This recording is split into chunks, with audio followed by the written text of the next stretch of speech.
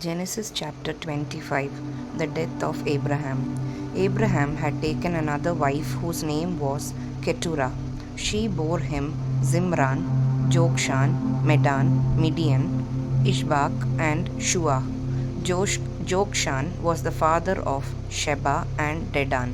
The descendants of Dedan were the Ashurites, the Letushites, and the Leumites. The sons of Midian were Ephah, Epher, Hanok, Abida, and Elda. All these were descendants of Keturah. Abraham left everything he owned to Isaac, but while he was still living, he gave gifts to the sons of his concubines and sent them away from his son Isaac to the land of the east.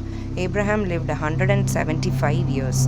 Then Abraham breathed his last and died at a good old age, an old man and full of years, and he was gathered to his people.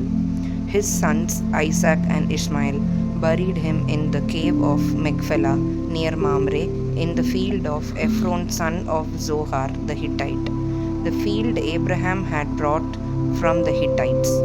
There Abraham was buried with his wife Sarah. After Abraham's death, God blessed his son Isaac, who then lived near Beer Lahai Roi. This is the account of the family line of Abraham's son Ismail, whom Sarah's slave Hagar the Egyptian bore to Abraham. These are the names of the sons of Ishmael listed in the order of their birth.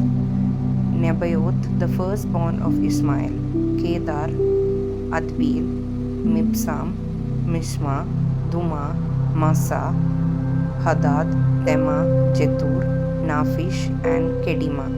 These were the sons of Ishmael, and these are the names of the 12 tribal rulers according to their settlements and camps.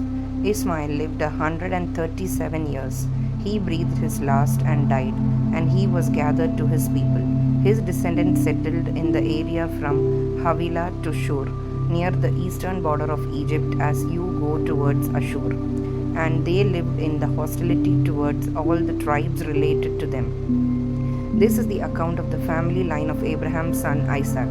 Abraham became the father of Isaac, and Isaac was 40 years old when he married Rebekah, daughter of Bethuel the Aramean from Padan Aram, and sister of Laban the Aramean. Isaac prayed to the Lord on behalf of his wife because she was childless.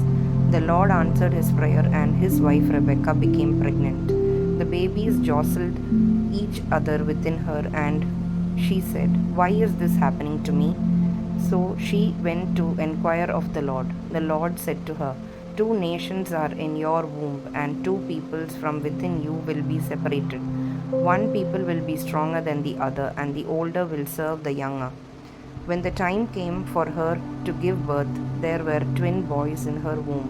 The first to come out was red, and his whole body was like a hairy garment. So they named him Esau.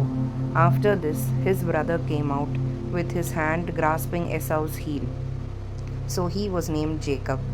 Isaac was 60 years old when Rebekah gave birth to them.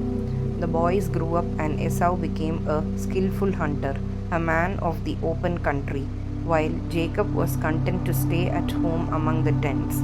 Isaac, who had a taste for wild game, loved Esau, but Rebekah loved Jacob.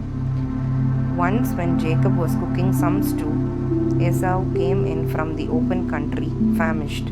He said to Jacob, "Quick, let me have some of that red stew. I am famished."